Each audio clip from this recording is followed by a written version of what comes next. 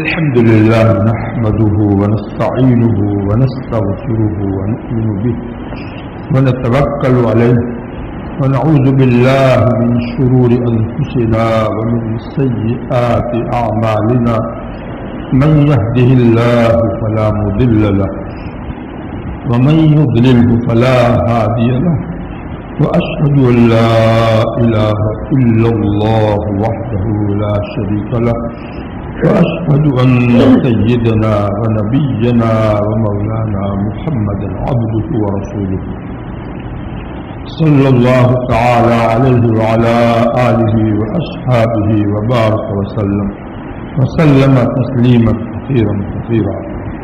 أما بعد، قابل احترام علماء کرام اور میرے پیارے ایمانی بھائیوں، آج کی اس مجلس میں ایک بہت ہی اہم حدیث قدسی جس کے الفاظ بھی خود اللہ تعالیٰ ہی کے ہوتے ہیں، ہمارے پیارے نبی صلی اللہ علیہ وسلم ان الفاظ کو امت تک پہنچاتے ہیں. یہ حدیث قدسی آپ کو سمجھانا اور سنانا، آپ لوگ بہت توجہ سے سنیں. بہت اہم حدیث ہے. اس زمانے کے حالات کے اعتبار سے اس کی بہت ضرورت ہے. اس کے عربی الفاظ بھی بہت اہمیت رکھتے ہیں. اگرچہ ہمارا مجمع اکثر ایسا ہوتا ہے کہ وہ اس کا مطلب نہیں جانتا ہے، لیکن کچھ تو جانتے ہیں، علماء اس میں ہے تو وہ اس سے فائدہ اٹھا لیتے ہیں. اس لیے ان کی رعایت میں عربی الفاظ بھی میں پڑھتا ہوں تاکہ اس کا جو نور ہے وہ نور سب کو مل جائے. چاہے معنی اور مطلب تو علماء کا حصہ ہے، لیکن اس کا نور تو سب کو ملے گا. اللہ کے نبی صلی اللہ علیہ وسلم کی سچی زبان مبارک سے نکلے ہوئے کلمات، اور وہ کلمات بھی اللہ ہی کی طرف سے بتائے گئے ہو اور اللہ ہی کی وہ باتوں کو آپ نے نقل کیا ہو تو یہ بہت اونچی درجے کی بات ہو جاتی ہے. اس کا مضمون بھی بہت اونچا، اس کے الفاظ بھی بہت اونچے، اور خصوصاً اس زمانے میں ہمیں اس کی ضرورت بھی ہے. حالات ہمارے جو ہے آپ جو جانتے ہیں، ان حالات کے مطابق ہے یہ مضمون. ان حالات میں اس مضمون کو اچھی طرح سے سمجھنے کی، پر عمل کرنے کی پوری ضرورت ہے. یہ حدیث پہلے عربی میں پڑھتا ہوں. ان ابی الدرداء رضی اللہ تعالی عنہ قال قال رسول اللہ صلی اللہ علیہ وسلم ان اللہ تعالی یقول انا اللہ لا الہ الا انا مالک الملوک وملک الملوک قلوب الملوک فی یدی وَإِنَّ الْعِبَادَ إِذَا أَطَاعُونِي حَوَّلْتُ قُلُوبَ مُلُوكِهِمْ عَلَيْهِمْ بِالرَّحْمَةِ وَالرَّأْفَةِ وَإِنَّ الْعِبَادَ إِذَا عَصَوْنِي حَوَّلْتُ قُلُوبَهُمْ بِالسَّخْطَةِ وَالنَّقْمَةِ فَسَامُوهُمْ سُوءَ الْعَذَابِ فَلَا تُشْغِلُوا أَنفُسَكُمْ بِالدُّعَاءِ عَلَى الْمُلُوكِ ولكن اشغلوا انفسكم بالذكر والتضرع كي اكفيكم ملوككم. رواه ابو نعیم فی الحلیہ.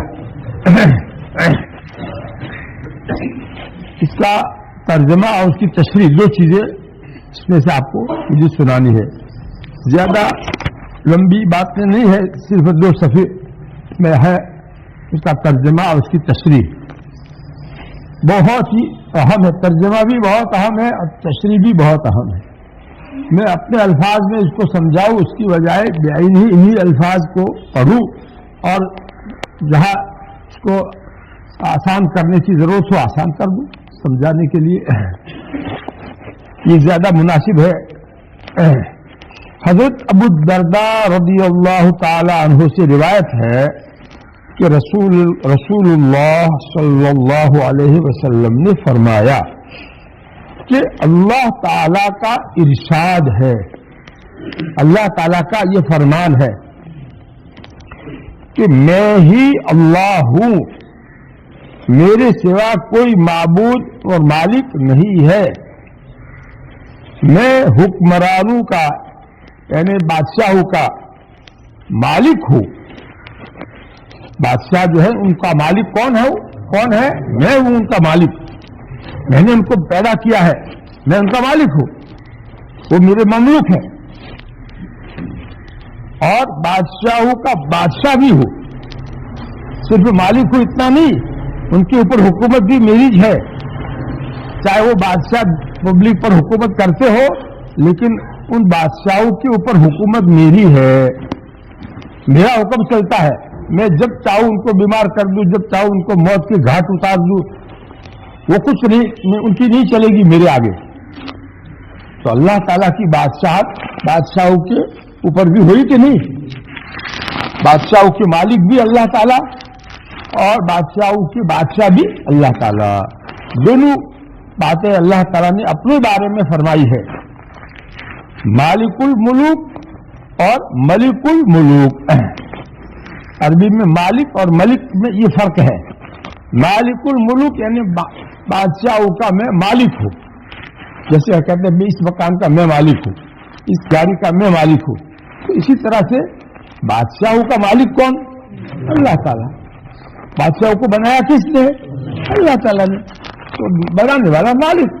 مکان آپ بناتے ہیں تو آپ کہتے ہیں یہ مکان میں نے بنایا، میں اس کا مالک ہوں، تو اسی طرح سے جب اللہ تعالیٰ نے بادشاہوں کو بنایا تو یہ بادشاہ اللہ تعالیٰ کے مملوک ہوئے کہ نہیں؟ اللہ تعالیٰ ان کے مالک ہوئے کہ نہیں؟ اور ملک الملک کے معنی بادشاہوں کا بھی بادشاہ میں ہوں۔ ہمارے سامنے بادشاہوں کی کچھ نہیں چلتی، وہ ہمارے سامنے پبلک کی طرح ہے۔ اللہ تعالیٰ کے سامنے بادشاہوں کی حیثیت کیسی ہے؟ جیسے یہ پبلک کی حیثیت ہوتی ہے بادشاہوں کے سامنے۔ سارے دنیا بھر کے جتنے ملک ہیں ان سارے ملکوں میں جتنے بھی بادشاہ ہیں وہ سب اللہ تعالیٰ کے سامنے کوئی حیثیت نہیں رکھتے ہیں، اللہ تعالیٰ ان کے بادشاہ ہے، اللہ تعالیٰ کا راج ان پر ہے، ان کے دلوں پر، ان کے دماغ پر کس کا راج ہے؟ اللہ تعالیٰ کا، ان کے بدن کے اوپر اللہ تعالیٰ کی حکومت ہے۔ یہ مطلب ہے ملک الملوک کا۔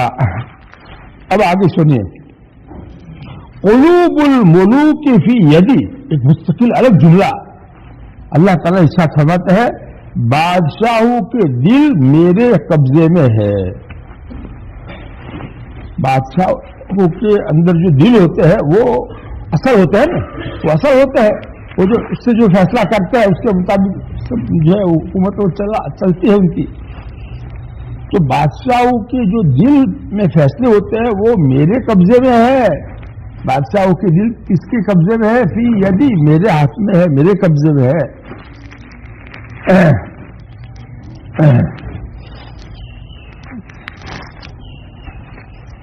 اور میرا قانون کیا ہے؟ اللہ تعالیٰ آگے اپنا قانون بتلا رہے کہ جب میرے بندے، عام طور پر پوری دنیا میں جو انسان ہے وہ اللہ کے بندے ہیں، میرے بندے اکثریت ان کی میرا کہنا مانتی ہے، میرے حکم پر چلنے والی ہو جاتی ہے۔ جس دور میں بھی ایسا ہوا ہے تو ایسے موقع پر میں ان حکمرانوں کے دلوں میں نرمی ڈالتا ہوں، شفقت ڈالتا ہوں کہ وہ اپنی پبلک کے اوپر نرمی کرے، شفقت کے ساتھ پیش آوے، ایسے قانون بناوے جس سے ان کی پبلک پریشان نہ ہو۔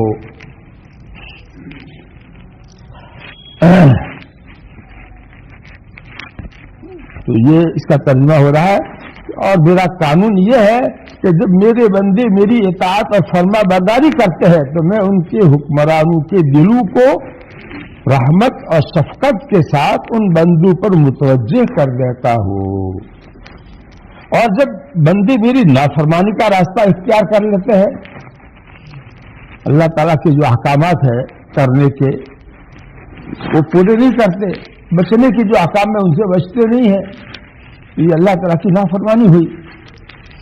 تو میں ان کے حکمرانوں کے دلوں کو کے اندر غصہ ڈال دیتا ہوں، غصہ بھر جاتا ہوں. خفگی یعنی غصہ، ناراضگی. پبلک سے وہ غصے میں اور ناراض ہو کر کے ان کے خلاف قانون بناوے اور جو ان کے بارے میں فیصلہ کرنا وہ کرے. تو میں ان کے حکمرانوں کے دلوں میں غصہ اور عذاب کا اور سزا دینے کا جذبہ بھر دیتا ہوں. وہ اپنی پبلک کے بارے میں جو ہے تکلیف دینے والی باتوں کو ہی سوچتے ہیں اور اس کا ہی فیصلہ کرتے ہیں. یہ میں ایسا ان سے کرواتا ہوں. تو وہ میرے اعلی کار ہوتے ہیں، وہ اصل نہیں ہے، میں ان سے یہ کام لیتا ہوں.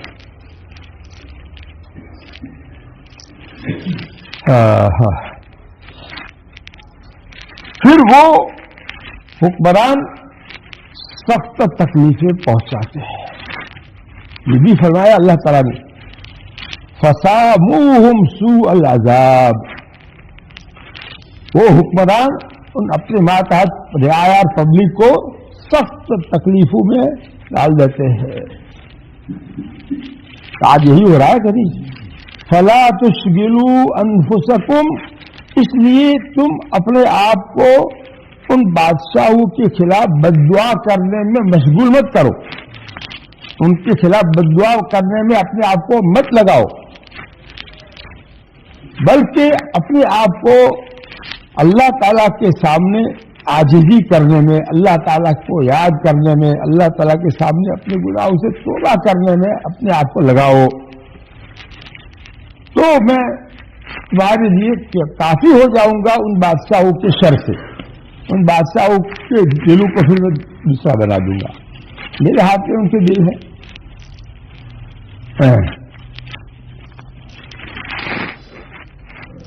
بس تم اپنے حکمرانوں کے لیے بددعا میں مشغول نہ، تم اپنے کو ان حکمرانوں کے لیے بددعا کرنے میں مشغول نہ کرو اپنے آپ کو، بلکہ مشغول کرو اپنے کو میری یاد میں اور میری بارگاہ میں الہا و زاری میں، یعنی خوب رونے دھونے میں اللہ کے سامنے، تاکہ تمہارے لیے کافی ہو جاؤ حکمرانوں کے عذاب سے نجات دینے کے لیے.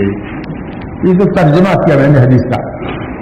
اب اس کی تشریح میں حضرت مولانا منظور احمد صاحب نعمانی رحمۃ اللہ علیہ جو لکھتے ہیں وہ بھی بہت توجہ سے سننے کی باتیں ہیں. تشریح: اس دنیا میں جو اچھے برے حالات آتے ہیں تو ان کے کچھ تو ظاہری اسباب ہوتے ہیں جس کو دنیا کی عام سمجھ رکھنے والے لوگ سمجھ لیتے ہیں کہ ایسا اس لیے ہوا، ایسا اس وجہ سے ہوا. اور کچھ غیبی اسباب اور باطنی اسباب ہوتے ہیں. دنیا میں اچھے برے جو حالات آتے ہیں اس کے دو طرح کے اسباب ہوتے ہیں، ایک ظاہری اور ایک چھپے ہوئے باطنی غیبی. اس حدیث میں اللہ کے رسول صلی اللہ علیہ وسلم نے خود خداوند تعالیٰ کی طرف سے بیان فرمایا ہے کہ بندوں پر دنیا میں جو اچھے برے حالات ان کے حکمرانوں کی طرف سے آتے ہیں وہ حقیقت میں ان بندوں کے اعمال کے نتیجے ہوتے ہیں. ان بندوں کے اعمال کا نتیجہ ہوتے ہیں. اللہ تعالیٰ کا ارشاد ہے کہ میں بادشاہوں کا بادشاہ اور سب حاکموں کا حاکم ہوں. سب حکمرانوں کے دل میرے قبضے میں ہے اور میرا یہ قانون اور دستور ہے کہ جب بندوں کی عام زندگی، دیکھو عام کی قید لگا رہے، جب بندوں کی عام زندگی اطاعت و فرما برداری کی ہوتی ہے تو میں ان کے حاکموں کے دلوں میں ان کے لیے رحمت شفقت ڈال دیتا ہوں. تو ان کا برتاؤ رحمت اور شفقت کا ہوتا ہے. پہلے زمانے میں جب اطاعت عام تھی تو خلفاء جو ہوتے تھے وہ کیسے اچھے ہوتے تھے، انصاف پر اتنا انصاف کرتے تھے کہ اس انصاف کا اثر جانوروں پر بھی یہ ہوتا تھا کہ بھیڑیا اور بکری پاس میں ہے اور بھیڑیا حملہ نہیں کر رہا بکری پر. ان کے انصاف کا اثر جانوروں پر، وحشی جانور پر جو ہے जो जंगल में रहते हैं उनके ऊपर भी असर होता था, और इनका इंतकाल हुआ और इधर हमला कर दिया भेड़िया ने बकरी के ऊपर। ये हालत देख करके चरवाहा आदमी कह रहा है हजरत उमर बिन अब्दुल अजीज का इंतकाल हो गया। इसने उसको बताया कि जो हमला किया भेड़िए ने, उससे वो समझ गया, उससे मालूम हुआ कि जो है उस जमाने में इताअत जब आम थी तो अल्लाह ताला ने ऐसे इंसाफ परवर खलीफा उनके लिए मुकर्रर किए थे जो रहमत और शफकत के साथ में हुकूमत करते थे। और उसके मुकाबले में अगर आम लोगों की जिंदगी नाफरमानी की होगी, अल्लाह का कहना न मानने की, जानते ही नहीं अल्लाह का हुक्म क्या है, जानने के बावजूद भी उसके खिलाफ करते हैं। अब बहुत से मुसलमान जानते हैं कि नमाज पढ़ना फर्ज है, लेकिन सुस्ती करते हैं, नहीं पढ़ते हैं। बहुत से मुसलमान जानते हैं कि दाढ़ी मुंडाना जो बहुत बड़ा गुनाह है, मुंडा लेते हैं, सबके सामने इस तरह ऐसा गुनाह करके आते रहते हैं, क्योंकि खुल्लम खुल्ला अल्लाह तआला की नाफरमानी है। ऐसी गुनाह है जो अल्लाह की नाफरमानी छुप कर नहीं, सबके सामने खुल्लम खुल्ला जरी होकर के कर रहे हैं, मुसलमान होकर के कर रहे हैं। इस्लामी लिबास उनको पसंद नहीं, इस्लामी शक्ल सूरत उनको पसंद नहीं, और अपने बहनों का वारसाई हक नहीं देते, और जो है बाप का इंतकाल हो गया है, आपकी सारी जायदाद के ऊपर कब्जा करते बैठे हैं। अपनी बीवी को पर्दा नहीं कराते हैं, कोई रिश्तेदार आ जाता है, चचा का लड़का, मामू का लड़का, तो उससे भी पर्दा नहीं करवाते हैं। ये सब शौहर की जिम्मेदारी है कि अपनी बीवी को पर्दे में रखे, उसको समझावे और उनको भी समझाए, जब देखो बाहर तो इनसे पर्दा होता है, तुम जो है बाहर से आवाज दे करके आओ और अंदर जो है दूसरे कमरे में रह करके हमसे बातचीत जो करनी है करके चले जाओ, और अपनी बहन से कोई बात करनी है तो पर्दे में रहकर होगी बात करेगी, बेतकल्लुफी वाली कोई बात नहीं करेगी।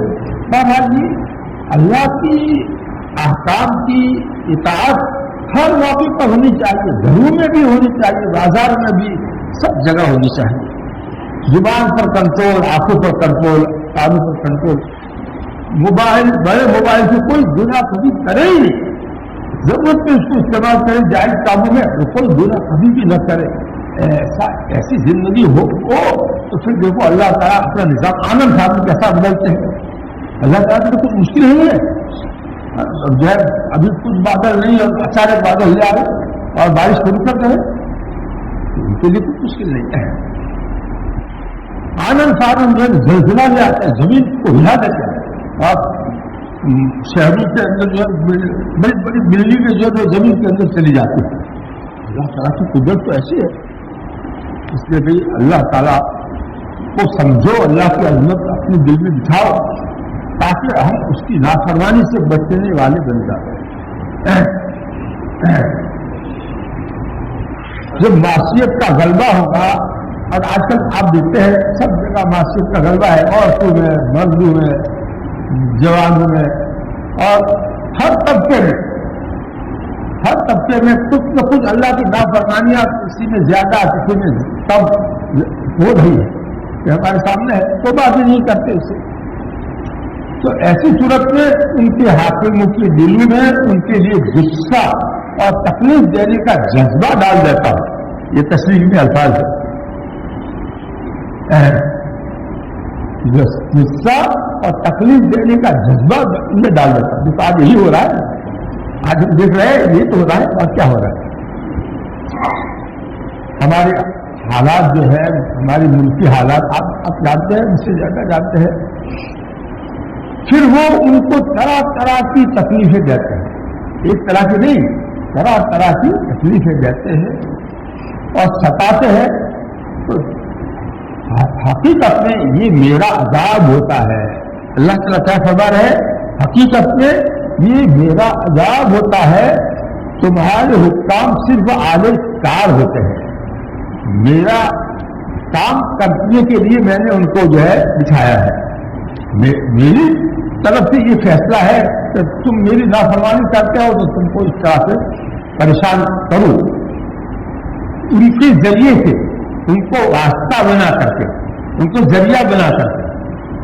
वो असल नहीं है, वो तो मेरे नौकर है, میں نے ان کو جو ہے بچھایا اسی لیے تاکہ تم کو سیدھا کر رہے. تم ہمارے قانون کو نہیں مانتے ہو, ایک ساتھ 3 طلاق دینا حرام ہے, ایسا ہمارا قانون ہے, لیکن مسلمان ہو کر ہمارے قانون کو تم نہیں مانتے ہو. اچھا چلو تمہارا دماغ ٹھیک کرتے ہیں, قانون بنوا. اب کہو ایسا, اب جو ہے حکومت کے قانون کی سے ڈر کر کے اب جو ہے آدمی بچتا ہے, ایک طرح پر آتا ہے. ویسے نہیں آتا, اللہ کا حکم سمجھ کر کے نہیں آتا ہے. ایک مثال دے رہا ہوں اشارہ کرنے کے لیے, سمجھدار آدمی کے لیے ایک مثال بہت سی جگہ اس کو جاری کرنے کے لیے کافی ہو جاتی ہے. میں تو کہتا ہوں یہ جو 3 طلاق کا قانون حکومت نے بنایا ہے وہ ہم کو شریعت پر لانے کے لیے بنایا ہے. ہم شریعت پر عمل کرنے والے بنے اس کے لیے بنایا ہے. اللہ تعالیٰ نے بنوایا ہے اسے, تاکہ اس کے پیچھے جو ہے وہ کرتے ہو تم سیدھے ہو جاؤ تو ان کا قانون اپنی جگہ پڑا رہے گا. تمہیں اس سے کیا لینا دینا. ایک ہی طلاق کو جب ضرورت سخت ضرورت ہو اور بالکل اس کے سوا کوئی راستہ ہی نہ ہو طلاق کے سوا تو ایک ہی طلاق دو. سنت یہی کیا ان کا قاعدہ کیا کر لے گا کچھ بھی. ارے ہے کہ نہیں, جو میں بات کہہ رہا ہوں صحیح بات کہہ رہا ہوں. آپ سب لوگوں کا دل مان رہا ہوگا کہ میری یہ باتیں بالکل قرآن و حدیث کے مطابق اور صحیح باتیں ہیں. اس لیے آخر میں فرمایا کہ جب حاکموں سے تم کو تکلیفیں پہنچے تو ان کے لیے بددعائیں نہ کرو. آج ہم لوگ ان کو کوستے ہیں, بس ان کو برا بھلا کہتے ہیں, یہ غلط طریقہ ہے. ان کے لیے بددعائیں مت کرو, نہ ان کو کوسو, یعنی ان کو برا بھلا بھی مت کہو. اس سے کچھ حاصل نہ ہوگا. ایسا کرنے سے کوئی فائدہ نہیں ہوگا, تمہارا مسئلہ حل نہیں ہوگا. خود پہلے داڑھی رکھو, بے وقوف ہو, مسلمان ہو کر کے اپنا چہرہ کیوں بگاڑتے ہو. میں تو یہ کہوں گا ان کو تو کتنا بے وقوف ہے, اپنا چہرہ بگاڑ کر کے پھرتا ہے, اور تجھے کبھی بات نہیں ہے کہ میرا چہرہ بگڑ گیا ہے اور تو جیسا جو ہے بائلہ بن کر کے پھرتا ہے. یہ کوئی اچھی بات ہے. تیرے رب نے تیرے کو شیر بغل بنایا تھا. یہاں داڑھی جب ہوتی ہے تو آدمی کیسا معلوم, شیر معلوم, اور یہ جب داڑھی کرنا کی تو کیا معلوم. تو اور کوئی جو ہے اور جائیے پاویا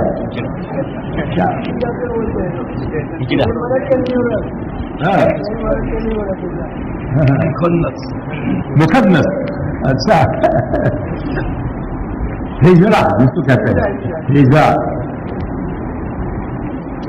یہ آدمی جو ہے اپنے اوپر کتنا ظلم کر رہا ہے.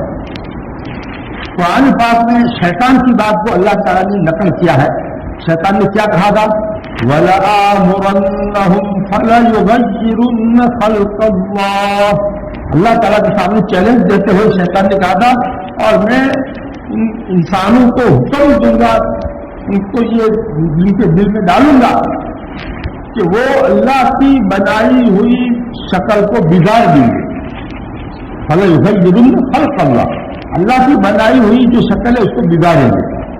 مرد کے لیے اللہ تعالیٰ نے جو شکل بنائی ہے داڑھی والی ہے, اور اس کو دہری کٹانا یہ کیا ہے, اللہ کی بنائی ہوئی شکل کو بگاڑنا ہوا. تو شیطان ایسا کرواتا ہے, ایسا ڈالتا ہے کہ جو ہے ہم اپنے صاف کرائی تو ہارا لاجی کی تیوار لاجی تو جو ہے کمر جو ہے دماغ چھپڑ آپ سے کان کھڑے پر سے ہے.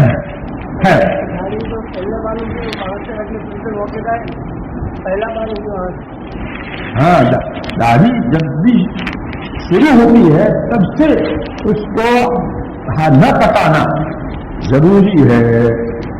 اس کو بڑھنے دو. وقت لوہا, یہ حدیث میں حکم ہے کہ داڑھی کو بڑھاؤ, داڑھی کو بڑھاؤ. اللہ کے نبی صلی اللہ علیہ وسلم نے اس کا حکم دیا ہے حدیث میں. اور قرآن میں اللہ تعالیٰ کیا فرماتے ہیں کہ تم رسول کا کہنا مانو. رسول کا کہنا مانو. رسول جو بھی حکم دے رہے ہیں کہ داڑھی کو بڑھاؤ, تو اب کیا کرو, رسول کا کہنا مانو. اللہ تعالیٰ کہہ رہے ہیں رسول کا کہنا مانو. چاہے قرآن میں ایسا حکم داڑھی کا بارے میں نہیں ہے, لیکن حدیث میں تو ہے, ہمارے نبی نے تو دیا ہے. اور میں کہہ رہا ہوں تم اپنے نبی کی بات پر چلو. اطیعوا اللہ و اطیعوا الرسول, اللہ کا بھی کہنا مانو, جو قرآن میں اللہ نے احکام دیے وہ بھی پورا کرو, اور رسول کا بھی کہنا مانو, جو حدیث میں رسول نے جو ان کا احکام دیا ہو میری طرف سے وہ اپنی طرف سے نہیں دیتے, وہ اللہ ہی کی طرف سے دیتے, تو بھی اس کے اوپر بھی عمل کرو. بہرحال من یطیع الرسول فقد اطاع اللہ, دوسرے آیت میں کیا فرمایا, جو جس نے رسول کا کہنا مانا یقیناً اس نے اللہ کا کہنا مانا. ایسی ایسی آیت ہے قرآن پاک میں. اور پھر ہم جو ہے کہ یہ داڑھی کا حکم قرآن میں نہیں ہے, ارے نہیں ہے تو حدیث میں تو ہے کہ نہیں, اور حدیث پر بھی عمل کرنے کا حکم کون سا دے رہے, اللہ تعالیٰ دے رہے. بہت یہ سب باتیں میں کبھی کبھی جو ہے جو ہے اس کی تفصیل آ جاتی ہے, جو پہلے اجمال ہوتا ہے اس کی تفصیل آ جاتی ہے, اس کی دلائل جو ہے قرآن حدیث کے اس میں آ جاتے ہیں. بہرحال آج ہم کو یہ فیصلہ کرنا ہے کہ اس مجمع میں جتنے بھی ایسے ہیں جنہوں نے یہ گناہ آج تک کیا ہو تو ان کو اس سے توبہ کر لینا ہے. داڑھی مڈانے کا گناہ بھاری گناہ ہے, بڑا گناہ ہے, حرام کا گناہ ہے, 24 گھنٹے کا گناہ ہے, اوپن گناہ ہے, سب کے سامنے آدمی اللہ نے یہ گناہ کرتا ہے. اس سے بہت کئی اعتبار سے یہ بہت بھاری گناہ ہو جاتا ہے. اگر آدمی نماز پڑھنے کے لیے مسجد میں آتا ہے, اللہ کے سامنے کھڑا ہوتا ہے تو اللہ کا باغی اور دشمن بن کر کھڑا ہوتا ہے. اگر وہ بیت اللہ پر جاتا ہے حج کرنے کے لیے, عمرہ کرنے کے لیے طواف کر رہا ہوا ہے اللہ کے گھر کا, تو وہ بھی داڑھی منڈی ہوئی ہے تو وہ اللہ کا باغی بن کر کے یہ طواف کر رہا ہوتا ہے. اتنا بھاری یہ معاملہ ہے.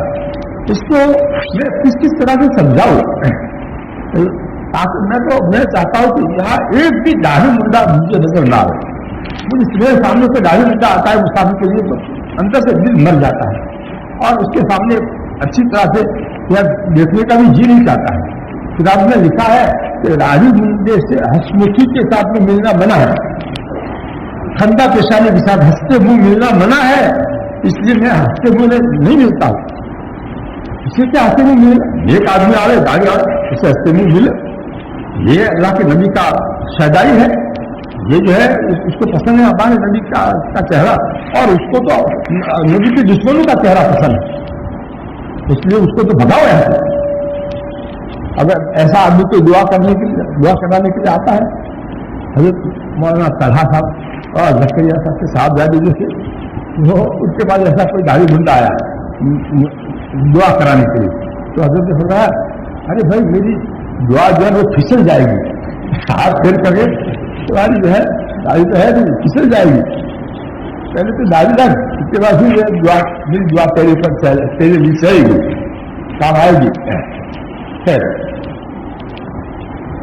تو اللہ تعالیٰ کیا فرماتے ہیں کہ ایسے مصیبتوں کے موقع پر تم مجھ کو یاد کرو اور اپنی زندگی میں جو گناہ ہوئے ہیں ان سے توبہ کر کے میری فرما برداری والی زندگی اختیار کر لو.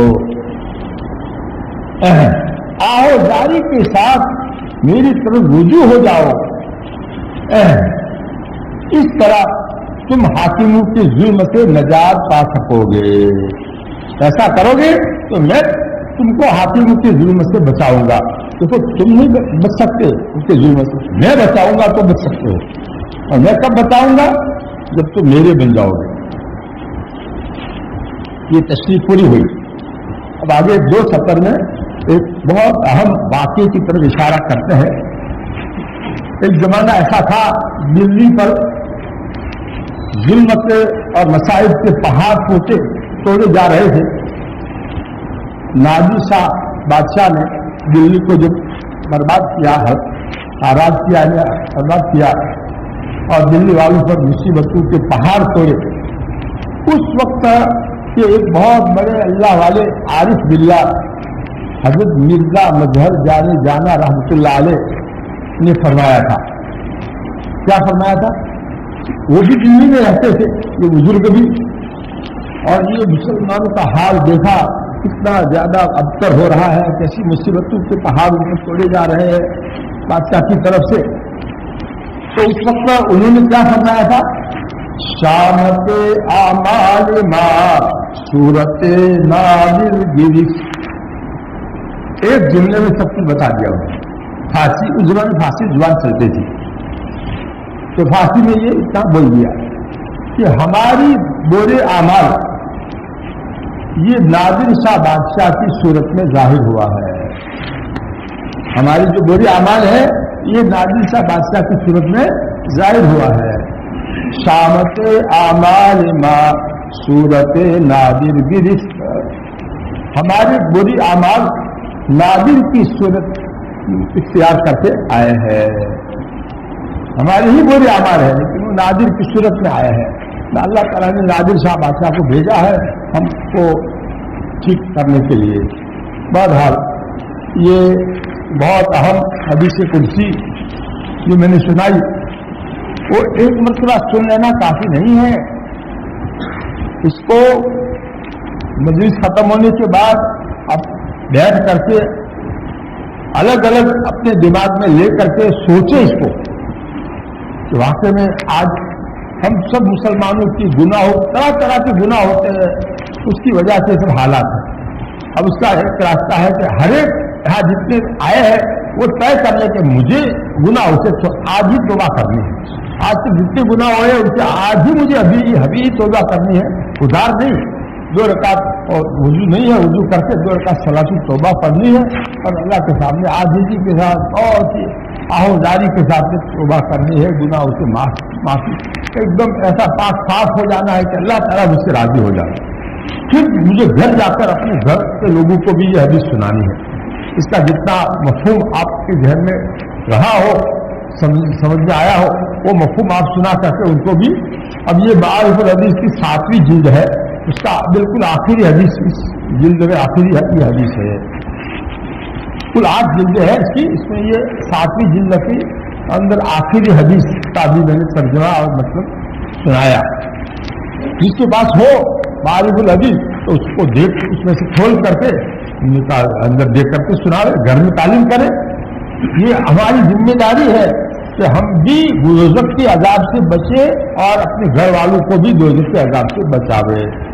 जो गुनाह की वजह से वो दोज़ख के अजाब के लायक हो चुके हैं उससे तौबा करावे और तौबा का रास्ता उनको बतावे कि तौबा से अल्लाह ताला सब गुनाह माफ कर देते हैं। मायूस होने की जरूरत नहीं है, तुम जो है गुनाह हुए लेकिन कोई बात नहीं, अल्लाह ताला बड़े मेहरबान है, सच्चे दिल से माफी मांग लेंगे, आइंदा के लिए हज कर लेंगे तो अल्लाह ताला जरूर हमको माफ कर देंगे, ऐसा उनको उम्मीद दिलावे। और तौबा और कहते अभी के अभी जो है वुजू करो और 2 रकात सलाती तौबा करो और अपने अपने गुनाह एक एक कोहना पकड़ लो और अपने अपने गुनाहों से तौबा करो। कितना बड़ा माहौल में चेंज आ जाएगा, माहौल कितना बदल जाएगा अगर ये इतने हजरात मेरी बात पर इस हदीस पर अमल करें अब खुद भी और फिर अपने घर में तालीम के जरिए से अपने घर वालों को भी इस पर ले आए तो कितने सारे देहातों में और कितने सारे जो है मकामात में इस पर अमल हो करके कितना बड़ा इंतजाम हो जाएगा। और अपने बस में जितना है इतना तो करो, आगे नहीं जा सकते तो कुछ अभी जितने मौजूद है अपनी जात पर इख्तियार है, अपने घर वालों पर इख्तियार है, अपने बाल बच्चों पर इख्तियार है, उनको समझा सकते हैं, उनको अच्छी तरह से बैठा करते। मरने के बाद की जिंदगी हकीकत है, दोज़ख हक है, क्या होगा, गुनाह तो ऐसे किए हैं कि दोज़ख के लायक हो चुके हैं। अब तौबा का रास्ता खुला रखा है, अल्लाह ताला ने तौबा कर लेंगे, सबकी तौबा कर लेंगे तो सब माफ करके हमको दोज़ख से बचा लेंगे। इस तरह से उनको ले आओ, इस दोज़ख से बचने के लिए रास्ता उनको बताओ। अल्लाह ताला ने हुक्म दिया है कुरान में, या अय्युहल्लज़ीना आमनू क़ू अनफुसकुम व अहलीकुम नारा, ऐ ईमान वालों तुम बचाओ अपनी जातों को दोज़ख की आग से और अपने घर वालों को भी दोज़ख की आग से बचाओ। तो घर वालों में अपने जो है बीवी है, बच्चे है, अपने घर में जो भी अफराद रहते हो वो सब घर वाले हैं, माँ बाप है अगर साथ में रहते हैं तो भी अहलीकुम के अंदर आ गया, तुम्हारे घर में जो भी रहते हो उन सबको बचाओ दोज़ख की आग से। दोज़ख की आग बड़ी खतरनाक, बड़ी सख्त और भारी है, आगे उसका बयान किया है साथ में। अल्लाह ताला हम सबको इस बात पर अमल करने की तौफीक नसीब